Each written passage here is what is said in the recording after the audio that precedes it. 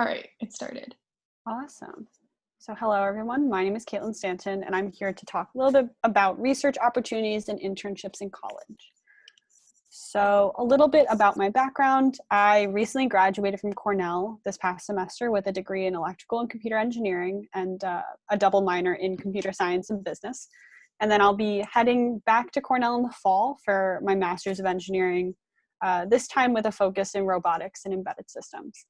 And I have only really done research for about a year, but I've been a part of the Collective Embodied Intelligence Lab, which is a lab that focuses on a field called soft robotics, which is robots with like kind of squishy exoskeletons, as well as swarm robotics. So kind of harnessing the power of like a termite nest or an ant farm to have collective like swarms that all can work together to accomplish a task rather than individual robots trying to accomplish a task. And then in terms of internships, I've been interning since high school, which is why there's a lot on the slide. So I specifically interned at Lyft this summer as a hardware engineering intern for their autonomous vehicles department, and then have previously interned at Microsoft, Qualcomm, Girls Who Code, IAC, and Built by Girls, all in technical software or electrical engineering roles. Something I do want to preface this presentation is that this is speaking on my experience with getting research and getting internships. I have the privilege of being like a white cis woman with some higher education. And so for me, it might be a different experience for getting a research or internship than another individual. And so I'm going to try to be as general as possible, but I just want to kind of preface it with that.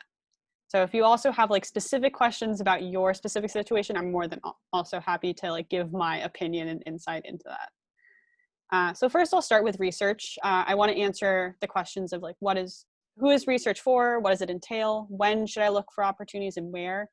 Why should I take a research opportunity and how to apply? Overall, research is for a lot of people. So the predominant research force is college undergrads. A lot of students will do research just to kind of expose themselves to a new field, get some skills relevant to their major, or make a closer relationship with a professor or a lab.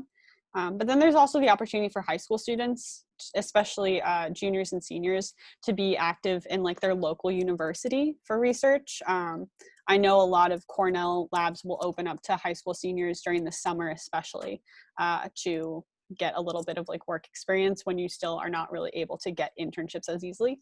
Honestly, anybody who has a passion to learn and a drive to tackle new challenges is always welcome to do research, because the really interesting thing about research is that it's obviously cutting edge to some extent. So these are questions that haven't been answered yet, or these are devices that haven't been fully created yet. And so having an innovative perspective, as well as just the eagerness to learn, is really what constitutes like a good candidate for a research position.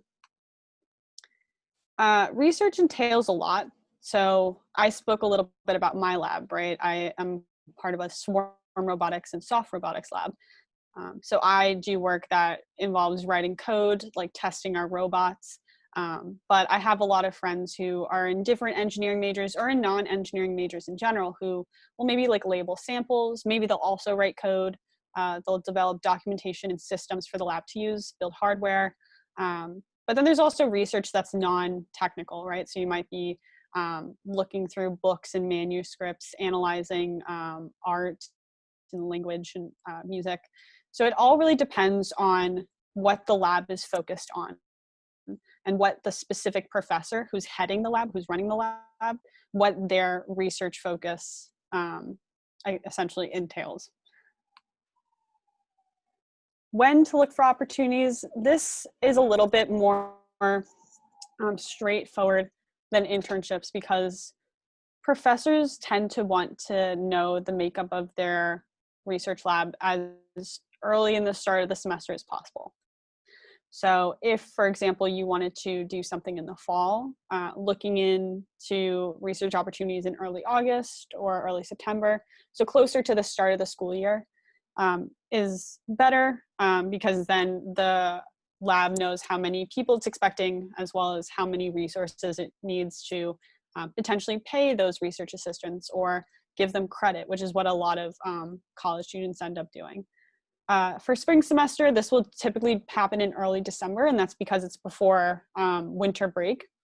And that's something, it's nice to be on campus and talk to the professors in person as much as we can, to kind of explain why you want the research role. So that's why early December tends to be a good time frame for that to happen. And then if you do want to do summer research, which a lot of people do if they decide not to move forward with an internship, asking about it in early May, so before the school year is over, again, is good so that professors kind of have an idea of head count when they're looking into their summer projects. And so kind of sticking to this timeline helps professors and grad students allocate work, because they'll know a little bit more about what projects they have kind of on the docket, how much person power they need on each of them, and how many people are actually interested in continuing with the lab as well as joining the lab.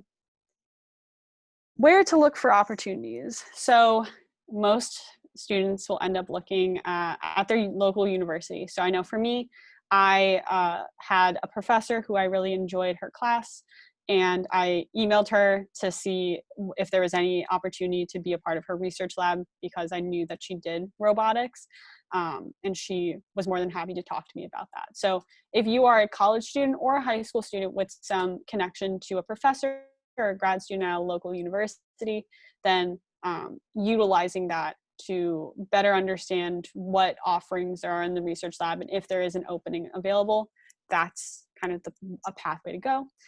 If you don't have as direct of a connection, that doesn't necessarily mean that you're going to have less of a chance of getting into that research role. Instead, it just means you kind of have to do a little bit of digging to figure out where you want to actually apply and then like who to reach out to. So a lot of people will look at the webpage for their major or field that they're interested in. So for me, I would look at electrical and computer engineering. A lot of my friends would look at biomedical or mechanical, because what they will typically do is list all of the faculty as well as their focus in terms of research. And then kind of in that similar vein, following up on professors' websites, because they'll typically have a little bit even more knowledge about what their research lab has done in the past, what it's currently doing, and what interesting projects they have and who of their lab has worked on it. And so by kind of digging really far into the makeup of the lab, both in terms of the projects and the current students who are a part of it, not only does it show that you're like really interested in being a part of this group, but you can also talk to the grad students who are, or grad students or undergraduates who are part of the lab currently, and get a little bit more insight into what the lab atmosphere is actually like, whether it's the work you do, the like general culture of the lab, what the ultimate goal for the lab is. And that's always really helpful because it shows your passion for it, but it also can give you a little bit more insight. And just something I want to emphasize is that universities are the schools that will host research. Colleges do not. And that's just like a syntactic thing. So that's something to always keep in mind, that if you live near a local college, chances are the professors there were not hired for research purposes. So there will not be as many, if at all, any research labs. So looking at local universities is probably the place to go. Again, just based on like the name university, that typically instills the fact that they have research opportunities. So definitely a question that I feel like is the most important is, why should you do research? For me personally, I, again, only really did research this past year. And that's because for the longest time, I thought that research was only connected to academia. So like becoming a PhD student or a professor. I personally have a drive to build things, get my hands dirty. And what I knew about research did not really illustrate that to me. I just thought of like grunt work, right? Of like using pipettes to fill up like 500 samples for a lab, or like feeding the mice that they're using on their experiments. And that just wasn't my thing. But recently I've realized that it really depends on the lab, and there are so many different projects that you can take on that will connect to skills that you want to actually learn. So for me, I'm doing a master's in robotics, and so after knowing that I was going to do that, I decided to look into a research project for a robotics lab, just to get a little bit of a head start on my master's, and then also just like to connect with more people in the field and have a better idea of what the cutting edge research in robotics entails. So that kind of goes into the first point, or the first question to ask is, does the project excite you or expose you to a new field?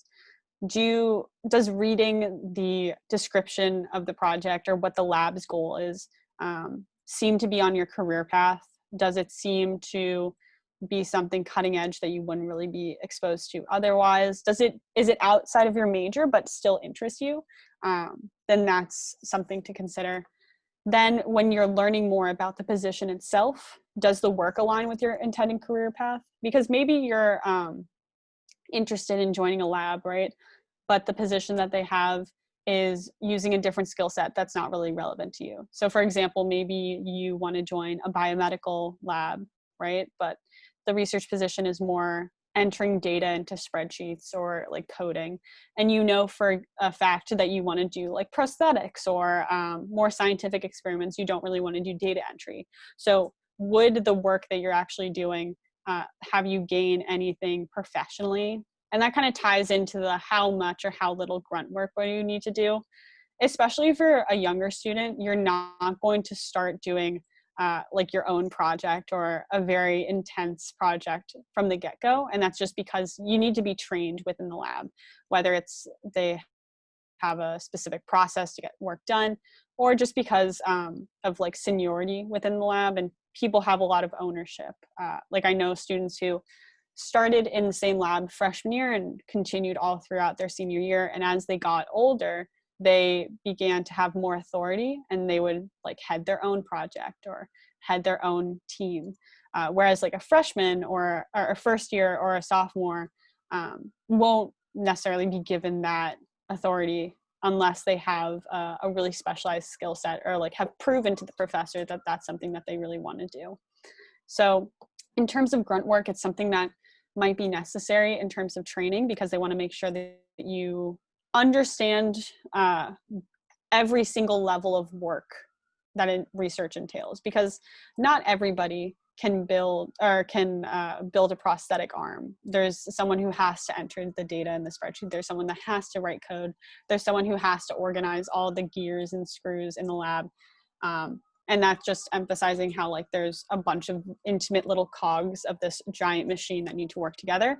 And if that's something that you don't necessarily vibe with, in terms of maybe the lab says that you need to be doing menial work for 2 years, right? But you want to only be doing it for like 6 months. Maybe it's not like your timeline.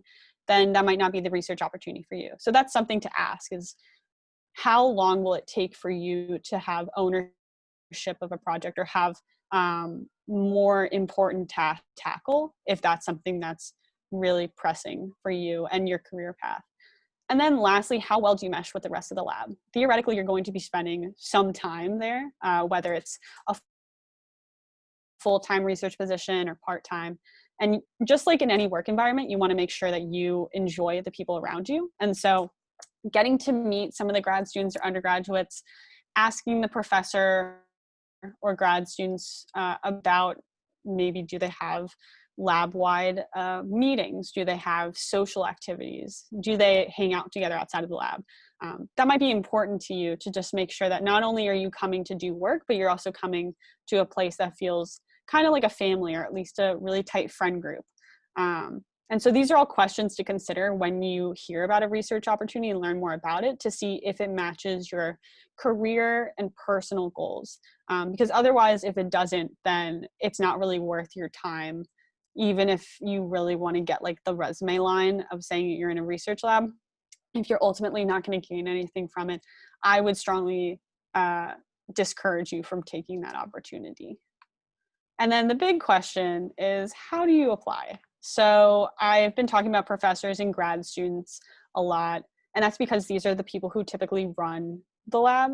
The professor heads it, but sometimes they have a lot of other work to do, or they're running multiple projects. And so a grad student, so that can include a PhD or master's student, might be the more immediate contact for who's running the day-to-day lab.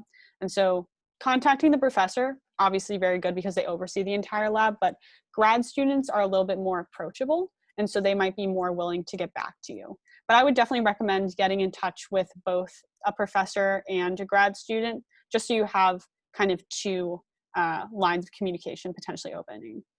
And then when you're sending that email, a couple of questions you want to answer are, who are you? So for me, I would say, hi, I'm Caitlin Stanton. I'm a incoming master's student in electrical and computer engineering, just to kind of give them like a brief 1 to 2 bio of your like general background. Then the 3 most important questions that you want to answer are, what do you bring to the table? Why do you want this position? And why should they consider you? So what do you bring to the table? This could be specific skills, so technical, non-technical skills that seem relevant to the position. It could also be like tenacity or your leadership experience or collaboration experience. It doesn't necessarily have to be like, I know Python, because especially when you're a younger student, you tend to not have all of those technical skills. Why do you want the position? This is probably the most important question to answer, because more than one person is probably applying to this research position, right? And so convincing the professor or grad student that you are actually passionate about the role and passionate about the work that they're doing, and that it will help you on your career path or on your academic path. That's something that they need to fully believe when they read this like 2 to 3 paragraph email. And then lastly, why should they consider you? So they know your skills, they know you like the position, but like, what is unique about you?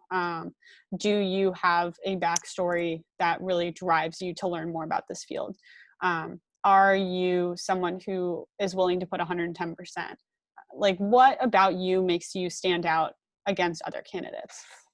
And trying to keep this to a 2 to 3 paragraph email obviously is super hard, because you want to write so much about how you enjoy like the lab work that they're doing, and you really want this position, and you have X, Y, and Z skill set, but you also need to understand that they have a limited amount of time. And so keeping it as concise as possible, but as thorough as possible, is definitely something to emphasize.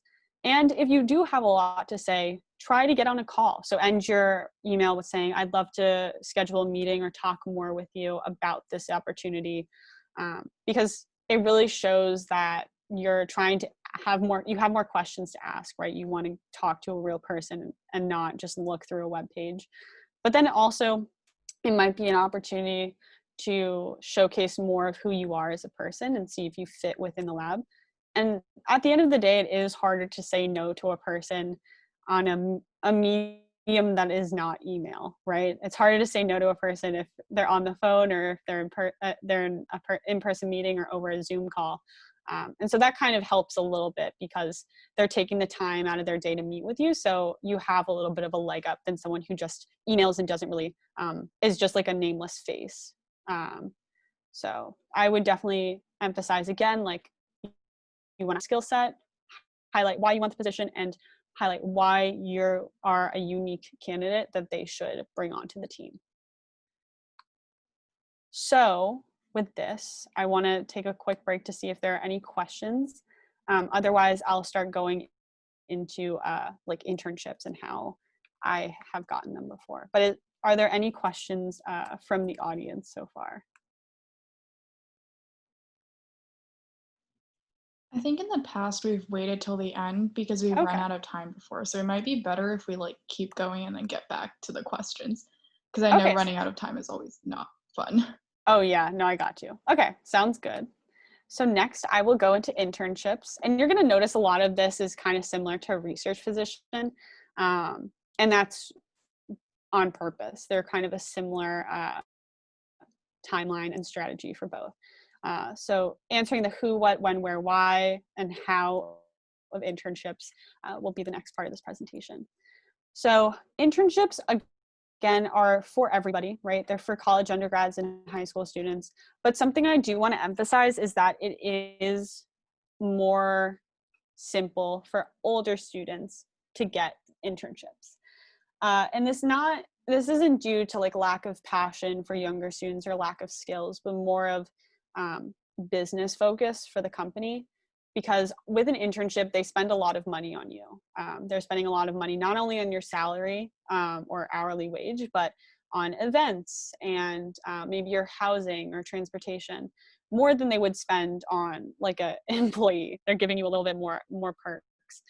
And if they end up giving a freshman an internship opportunity, then they theoretically might have to pay 3 more years of internships before they become full-time. Versus with a junior or senior, they have a little bit less time that they would have to pay for an internship's worth of time and effort. And that's because at the end of the day, internship programs are meant to be pipelines to hire for full-time. And companies want the highest return on investment. So they want to spend the least amount of money to get the highest number of interns back or full-time hires through their intern program. But similar to research positions, the main drive, at least in my opinion, is having a passion and a drive for the job itself, as well as an innovative perspective. And I feel like the innovative perspective kind of is more important here because a lot of these companies, especially big companies, have a lot of different product lines, a lot of different focuses, and there are a lot of people who have the technical skills to be in this internship position, but only you really have your perspective and your personal workflow, right? And so trying to emphasize that when you're interviewing and applying for these internships is really critical to make you stand out against other candidates. So what does an internship entail? Kind of similar to research, it depends on the company and role. So for me, as a software, hardware, or electrical engineer, I will like write code, design tests, build hardware.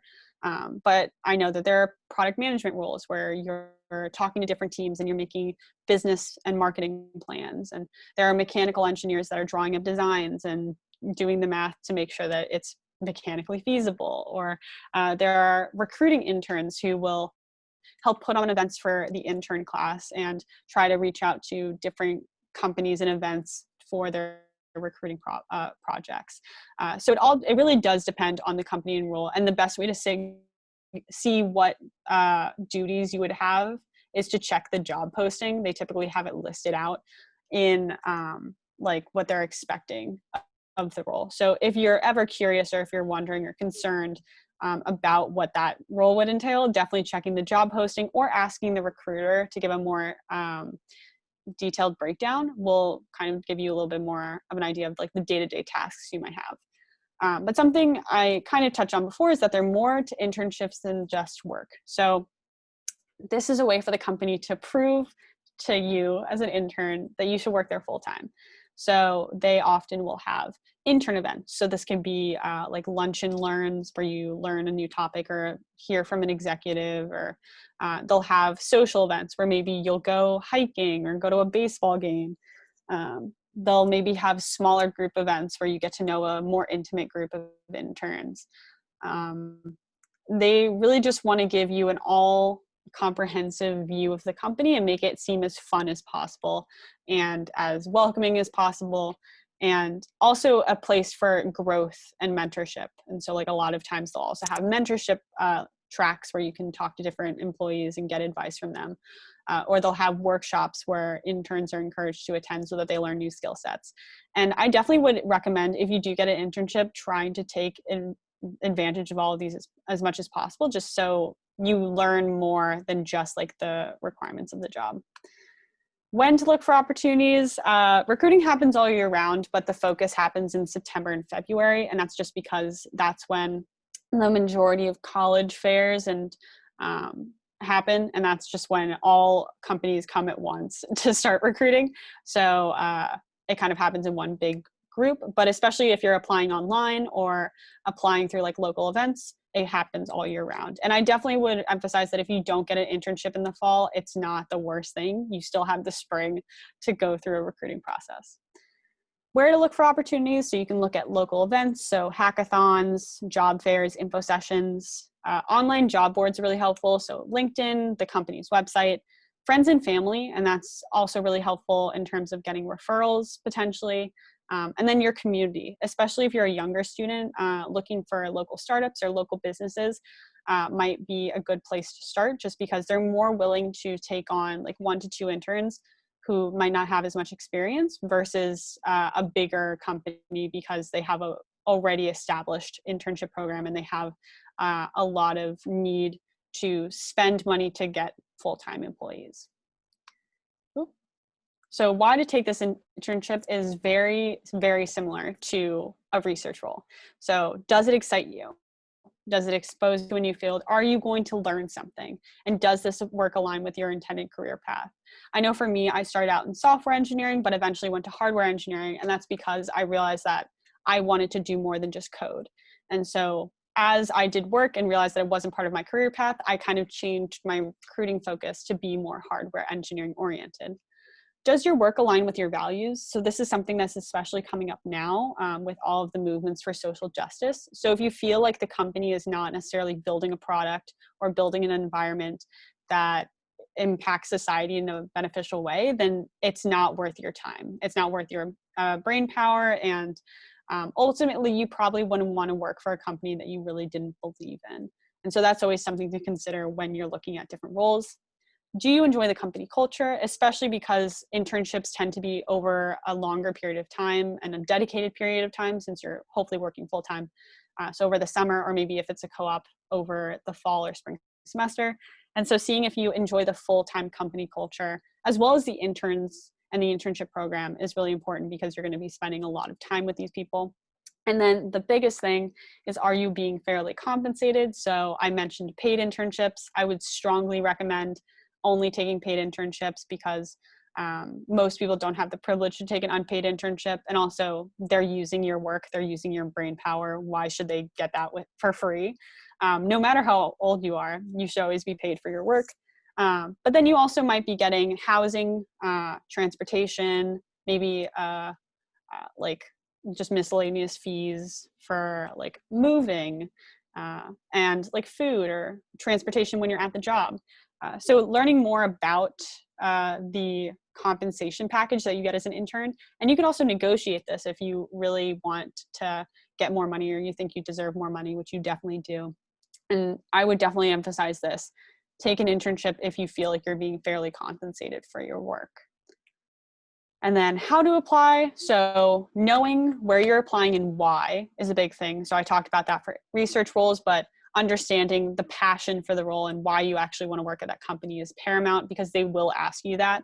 And you want to make sure that you actually cared to look into the job requirements and look into the company culture before you actually sent in your application.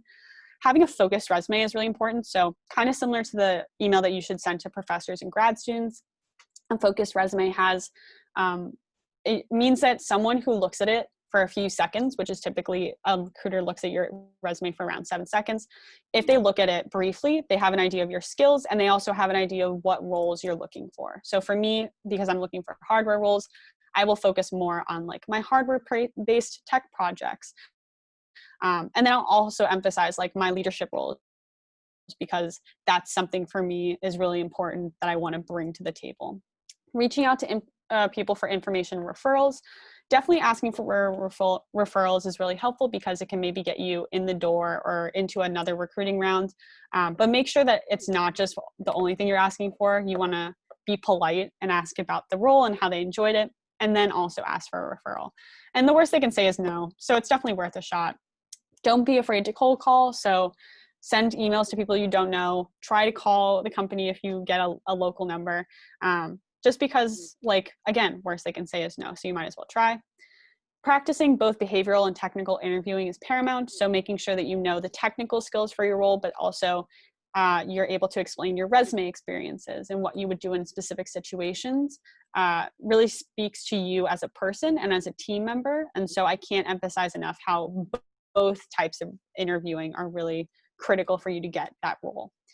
keeping a spreadsheet of applications is more for organization purposes. And then if they aren't recruiting, or if they're not recruiting someone your age or with your experience, still stay in touch. So get their contact information, ask if they have other events or conferences you can maybe attend, just to kind of keep that connection going, because maybe they'll consider you for future opportunities. And then lastly, the worst thing they can do is say no. I would always recommend that people try out applying to new things. And that's just because you'll always get experience with interviewing and working on your resume, if not actually get the role, even if it's kind of unexpected. So thank you so much. I saw that there's a couple questions in the chat, so I'm going to just address them. So Ashley asked, and just like as a heads up, we have 3.5 minutes left. Yeah, no, I see it's very convenient. I see the time countdown. So Awesome. Ashley asked, how would you recommend doing research or interning somewhere? What do you think is the biggest difference between two in terms of what you can get from them? I would definitely recommend it if it kind of aligns with your work or what your career path is going to be. So don't do research or interning just for the sake of doing it, unless you think you're going to gain something from it. So that could be a technical skill, but it also could be like a non-technical skill in terms of like brainstorming, collaborating, public speaking. So I would definitely recommend it if you think you will gain something from it. And then I'd say the biggest difference between the two in terms of what you can get from them is that most research positions tend to not be paid. I know for me in college you can get paid, but most people do it for school credit. And I'd say that's the biggest difference. And then another difference is that intern programs tend to have more of a focus on like the social events and like mentorship, whereas research labs, they can be close-knit and they can have outside events, but they're more focused on the work and like the logistics of the work rather than like the social, trying to get to know the values of the company. Angelica asked, does cold emailing companies ever work for high schoolers, or will companies be more interested in college students? It depends on the company. I mean, there are some companies that have dedicated programs for high school students. And so definitely cold calling them is helpful. And then there are some companies that don't want to hire less experienced students. I'd say it works for local businesses and smaller startups, and then also companies that have dedicated high school programs. And if anything, you are getting practice with cold emailing and you might make a new connection, so I would definitely recommend it. Is college prestige important when companies look for interns? Unfortunately, sometimes yes, but they are trying to move past that. And so I would just emphasize like your skills in addition to the college or school that you're attending. There's less than a minute left, but by all means, reach out if you have any other questions. And thank you so much for listening to my workshop today.